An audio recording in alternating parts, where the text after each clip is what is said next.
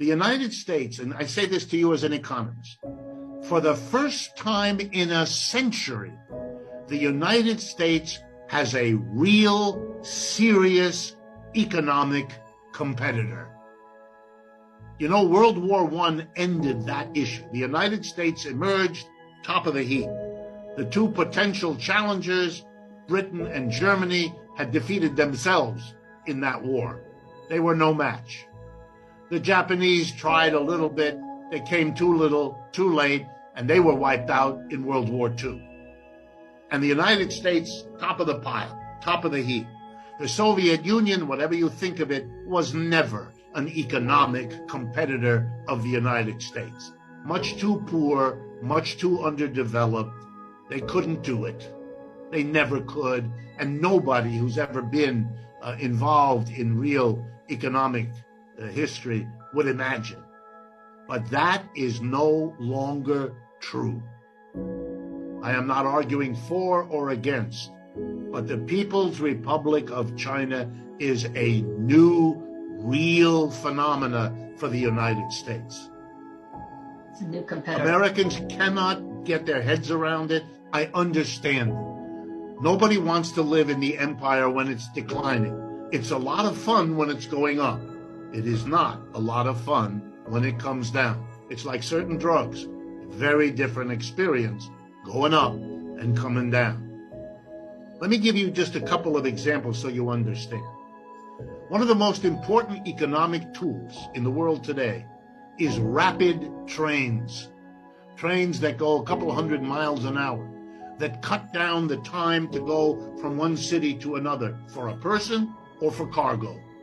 That changes the pricing dynamic of everything because it is cheaper and easier to have people meet and to have goods move. It's going to be a significant part of the global competition in the years ahead. The world has quite a long track of really fast trains. 2/3 of the world's fast trains are located in the People's Republic of China. 0 in the United States. I could give you many more examples. Just think about that one. The fastest thing we have is the train that runs from Boston to Washington, D.C., the Acela, which I have taken many times. It is not a fast train. It's faster than the usual trains in the United States, but it doesn't compare with the TGV, if you know what that is, in Europe, or the fast trains in China. You can't do this. Most of the vast majority of cities that are large, of 1 million or more, are in People's Republic of China.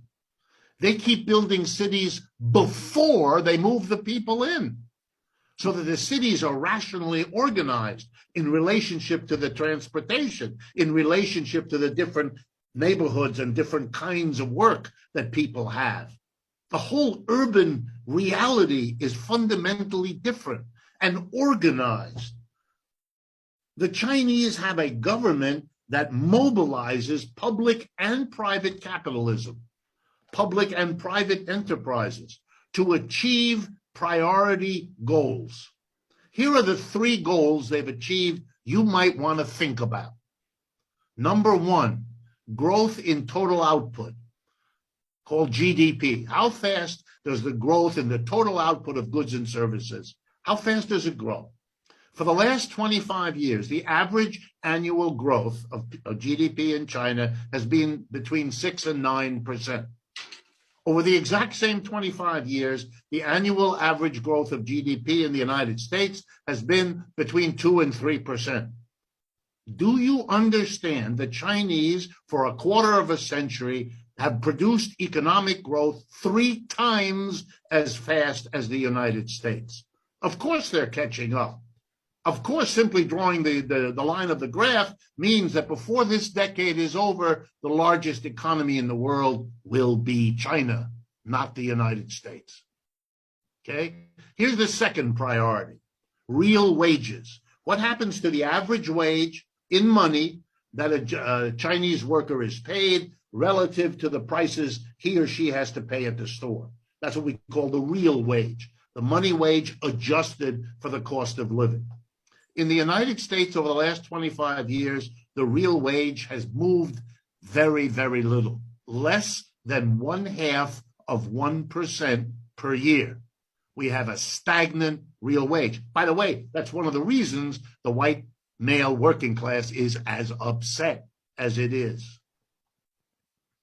Over the same 25 years, get ready now, the real wage of the average Chinese worker has quadrupled. This is not a contest. The contest is over. It's only now the results of who won and who lost.